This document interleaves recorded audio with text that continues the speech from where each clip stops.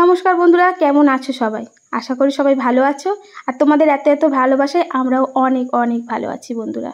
তো এই যে আজকে বসে গেছি, আবারও একটা রেসিপি তোমাদের সঙ্গে শেয়ার করতে চলে আসলাম। তো আজকে কি রেসিপি করব সবাই কিন্তু দেখে বুঝতেই পেরে গেছো। তো যাই হোক, আজকে কিন্তু এই যে আমার হাতে আছে ওল। তো আজকে এই ওল দিয়েই কিন্তু একটা নতুন ধরনের রেসিপি তোমাদের সঙ্গে শেয়ার করব। হয়তো কারোর কাছে নতুন, আবার কারোর কাছে হয়তো পুরাতনও হতে পারে, তবে আমার কাছে কিন্তু এই রেসিপিটা অনেক দিন, বহু পুরানো দিনের। এটা কিন্তু আমার ঠাকুমা বড়মা বানাতো, তাই সেই রেসিপি তোমাদের সঙ্গে শেয়ার করছি। আর আমার বাড়ির সবাই কিন্তু এই ওল, কচু বা শাক খেতে খুব ভালোবাসে, তাই আমি এই রেসিপিগুলোই বেশি করি। তো চলো আজকে এই ওল দিয়ে, আর এই যে এখানে আছে মাছ, তো এই মাছটা কিন্তু একদম সম্পূর্ণ পুকুরের একদম তাজা রুই মাছ। তো আমার ঠাকুমা একটা কথা বলতো জানো তো, যে মাছের মধ্যে রুই আর শাকের মধ্যে পুঁই, তো এই দুটো হচ্ছে রাজা। তো যাই হোক, আজকে সেই মাছের রাজা রুই, আর এইদিকে করব ওল দিয়ে। তো চলো, প্রথমে ওলটাকে ভালো করে পরিষ্কার করে ধুয়ে নিয়েছি, তারপর সুন্দর করে একটু খোসাটাকে একটু মোটা করে ছাড়িয়েছি বন্ধুরা। তো খোসাটাকে ছাড়িয়ে আর এই যে এইভাবে পাতলা পাতলা করে প্রথমে কেটে নেব, তারপর এটাকে সরু সরু করে কাটবো। মানে ওই যে আলু ভাজা কাটি আমরা, তার থেকে একটু মোটা করে কাটবো। আলু ভাজাটা একটু সরু সরু করে কাটি, এটা একটু মোটা মোটা করে কাটবো। তো ওই সেম প্রসেসেই একদম ঝিরিঝিরি করে না, একটু মোটা করে কেটে নেবো। তো আজকে রেসিপির জন্য ওলটা কিন্তু এইভাবেই কাটতে হবে। তো চলো প্রথমে ওলটা কেটে নিই। আর এই ওল না, আমাদের কিন্তু বাড়িতে আগে কিন্তু চাষ হতো বন্ধুরা, আমার শ্বশুরমশাই চাষ করতো। তো এখন আর সেই চাষবাস নেই, এখন তাই বাজার থেকেই কিনে খেতে হচ্ছে। যদিও বাজার থেকে এনেছে, ওলটা কিন্তু বেশ ভালোই ছিল। তো ওলটা কেটে নেওয়ার পরে রান্নার জন্য আরও তো কিছু মশলা টশলা লাগবে, আরও পেঁয়াজ লাগবে, আদা লাগবে, কাঁচা লঙ্কা লাগবে। তো এখন সেইগুলোই কেটে নেওয়ার পালা। তো এখানে আমি পেঁয়াজটাও সুন্দর করে কেটে নিচ্ছি। আর এই যে পেঁয়াজ নিয়েছি, লঙ্কা নিয়েছি, আর মশলার মধ্যে আদা জিরে এগুলো তো লাগবেই। তো চলো সব কিছুই একে একে করে কেটে নিই, কেটে আগে গুছিয়ে নিই। আর রান্নার আগেই কিন্তু ভালো করে সুন্দর করে কেটে কুটে পরিষ্কার করে গুছিয়ে নিয়ে রান্না করতে বসলে সেটা কিন্তু খুব চটজলদি হয়, আর খুব ভালোও লাগে রান্না করতে, তাই না? তো আমি যখনই যা রান্না করি আমি কিন্তু সব কিছু গুছিয়ে নিয়েই বসি। তো চলো সব কিছুই দেখো আমি সুন্দর করে কেটে নিলাম। এখন এই যে কাঁচা লঙ্কা কেটে নিচ্ছি। আর এই যে সমস্ত কিছু সবজিগুলো যখন কাটা হয়ে যাবে, এখন কিন্তু আমি আদাটাও কেটে নিচ্ছি। ঠিক আছে, আদাটা আমি ছাড়িয়ে নিচ্ছি, আদাটা তো লাগবেই রান্নার জন্য। তো আদাটা সুন্দর করে ছাড়িয়ে নিলাম। তো চলো আদাটাও ছাড়িয়ে নিয়েছি, এখন কিন্তু মশলা করে নিতে হবে। যেহেতু সবজি কাটা হয়ে গেছে তাই মশলাটা করতে বসে গেলাম।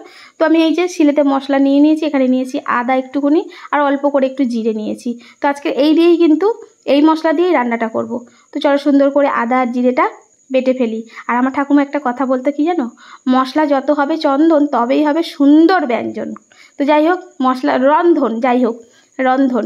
তো এই যে মশলাটাও বেটে নিয়েছি, এখন মাছের মধ্যে দিয়ে দিতে হবে হলুদ আর লবণ। তো অনেকেই দেখেছি মাছ ভাজার সময় লঙ্কার গুঁড়ো দেয়, আমি কিন্তু মাছ ভাজার সময় কোনো দিনই লঙ্কার গুঁড়ো ব্যবহার করি না। আমি শুধু হলুদ আর লবণ দিয়েই মাছটা ভাজি। তো এখন কড়ার মধ্যে দিয়ে দিলাম বেশ খানিকটা সরিষার তেল, কারণ মাছগুলো একটু আমি কড়া করেই ভাজি, আর আমার মাছ ভাজা একটু কড়া না হলে ভালো লাগে না। আমার বাড়ির প্রত্যেকেই, সবাই কিন্তু মাছ ভাজা একটু কড়া খেতেই ভালোবাসে, তবে যারা হালকা ভাজা খেতে পছন্দ করো এক্ষেত্রে হালকা ভাজলেও হবে। তো মাছগুলো ভাজা হয়ে গেছে, এখন মাছগুলো সম্পূর্ণ বাটির মধ্যে তুলে নেব। তো এই তো মাছগুলো সব তুলে নিলাম। এখন এই কড়ার মধ্যে দিয়ে দেব কুচিয়ে রাখা ওই যে পেঁয়াজ। তো প্রথমেই এই কড়ার মধ্যে দিয়ে দিতে হবে পেঁয়াজ। তো পেঁয়াজটা দিয়ে দিলাম, এখন পেঁয়াজটা একটু লাল লাল করে ভেজে নেব। তো এই যে ওলের রান্নাটায় মানে একটু পেঁয়াজ, একটু আদা, একটু কালো জিরে দিলে কিন্তু খুব সুন্দর খেতে লাগে। আবার অনেকেই বলবে ওলের মধ্যে কি পেঁয়াজ দেয়, তবে হ্যাঁ আমার বড় মা বা ঠাকুমা করতো এইভাবেই, তাই সেইভাবেই তোমাদেরকে দেখাচ্ছি। পেঁয়াজটা লাল লাল করে ভাজা হয়ে যেতে এর মধ্যে কিন্তু দিয়ে দিয়েছি কালো জিরে। আর ওই যে ওল কচুর মধ্যে না একটু কালো জিরে দিলে বেশ ভালোই লাগে। আর এখন কেটে রেখেছিলাম ওলটা, সেটাও দিয়ে দিলাম। আর ওলটা দেওয়ার পরে এবারে একটু ভালো করে এই তেলের মধ্যে একটু গ্যাসটা জোরে দিয়ে ভালো করে ভাজা ভাজা করে নেব। আর এই দেখো ওলটা বেশ সুন্দর করে ভেজে নিয়েছি। এখন এর মধ্যে দিয়ে দেবো মশলাটা, যে জিরে আর আদাটা বেটে রেখেছিলাম সেটাও দিয়ে দিলাম। তো ওটা দেওয়ার পরে এই যে কাঁচা লঙ্কা কেটেছিলাম সেটাও দিয়ে দিলাম। এখন দিয়ে দেব কিছু মশলা। তো মশলার মধ্যে খুব কিছু নেই, কারণ যেহেতু আদা আর জিরে বেটে দিয়েছি তাই এখানে হলুদ, লঙ্কা আর লবণটা দিলাম। এখন এটাও দিয়ে একটু ভালো করে কষিয়ে নেব। তো কষানো হয়ে গেছে, এখন কিন্তু এর মধ্যে দিয়ে দিতে হবে জল।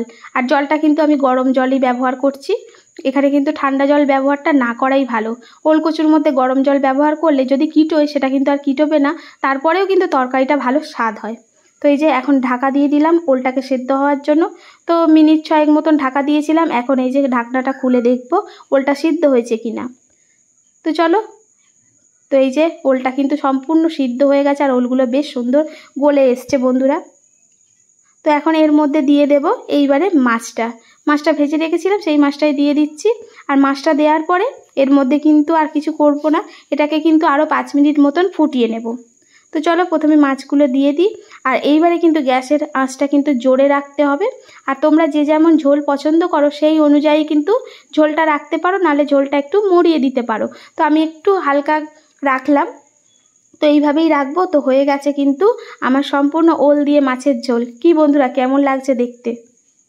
তবে হ্যাঁ, দেখতেও যেমন হয়েছে খেতেও কিন্তু খুবই সুন্দর হয়েছিল বন্ধুরা। তো প্রথমেই ছেলে স্কুলে যাবে, তাই ছেলের খাবারটা বেড়ে দিলাম। তো এই যে ভাতের মধ্যে 1 পিস মাছের দাকা দিয়ে দিলাম, আর একটু ওল আর একটু ঝোল। তো এই যে দিয়ে দিলাম, আর এখন ছেলেকে খেতে দিয়ে দেবো। আর বসে গেছে আমার গবলু সোনা, আর গবলু সোনাই তোমাদেরকে বলবে এই যে আমি যে রেসিপিটা করলাম কেমন হয়েছে। তবে হ্যাঁ, আমার বাড়ির সবাই কিন্তু এই ওলকচু খেতে ভালোবাসে।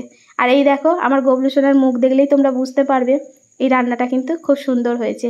তবে হ্যাঁ, পরবর্তীতে আমিও খেয়েছিলাম, কর্তামশাইও খেয়ে একই কথা বলেছিল, ভীষণ সুন্দর লেগেছে। তো চলো বন্ধুরা আজকে আসি, দেখা হচ্ছে আবার নতুন কোনো ভিডিওতে। সবাই ভালো থেকো, সুস্থ থেকো, সাবধানে থেকো।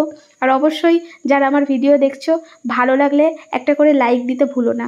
আর অবশ্যই আপনাদের সুন্দর ভালো মতামতগুলো কিন্তু এই কমেন্টের মধ্যে জানাতে পারো। তো চলো বন্ধুরা আসি, টাটা, সবাই ভালো থেকো, আবারও বলছি।